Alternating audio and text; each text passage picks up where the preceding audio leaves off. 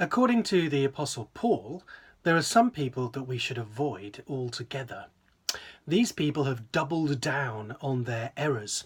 So Paul says in 2 Timothy chapter 3, "But understand this, that in the last days there will come times of difficulty. For people will be lovers of self, lovers of money, proud, arrogant, abusive, disobedient to their parents, ungrateful, unholy, heartless, unappeasable, slanderous, without self-control, brutal, not loving good, treacherous, reckless, swollen with conceit, lovers of pleasure rather than lovers of God, having the appearance of godliness, but denying its power. Avoid such people." The active phrase here is turn away from such people deliberately. The key word means purposely avoid association with someone, shun them. A different idea to that in the previous chapter in 2 Timothy 2.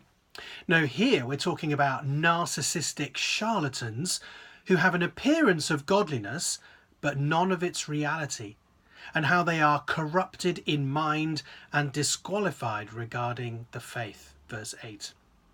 These people are to be shunned and disassociated from, so that they cannot lead others astray.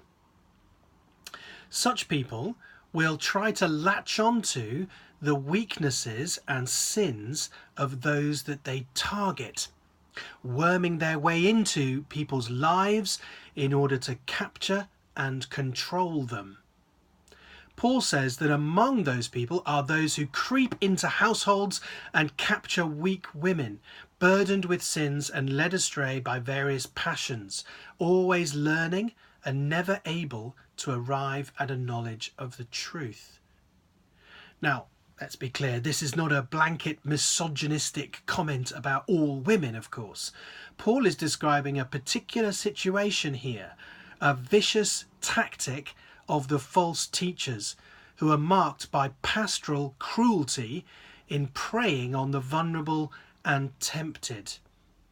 Paul is really highlighting the ethical deficiency of the methods of those abusive false teachers, rather than any moral delinquency in the women he's describing, whose greatest need, after all, is to hear the true gospel of forgiveness in Christ, just as Paul, the chief of sinners, himself did.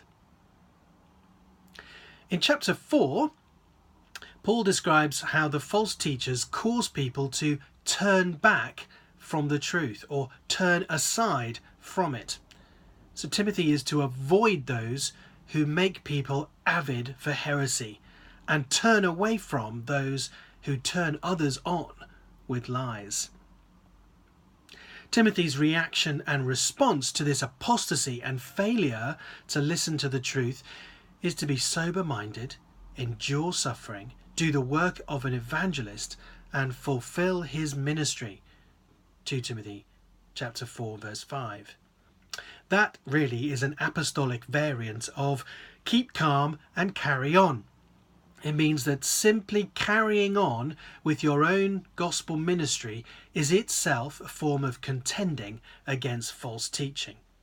For the time is coming, says Paul, when people will not endure sound teaching, but having itching ears, they will accumulate for themselves teachers to suit their own passions, and will turn away from listening to the truth and wander off into myths.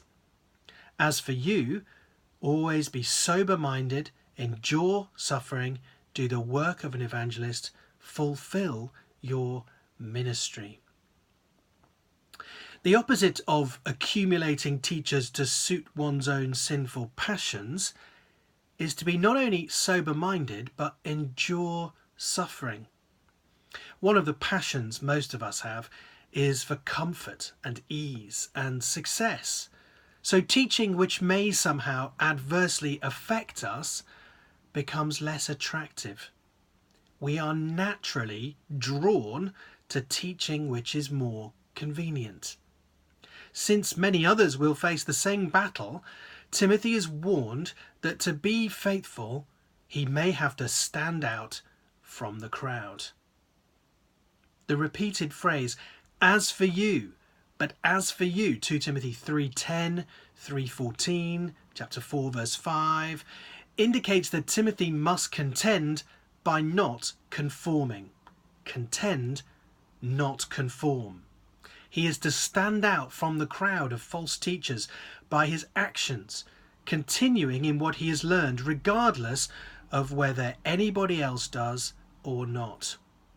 He must watch out, because opposition to the message of truth can do the messenger himself a great deal of harm, as Alexander the coppersmith did to Paul, which he mentions here.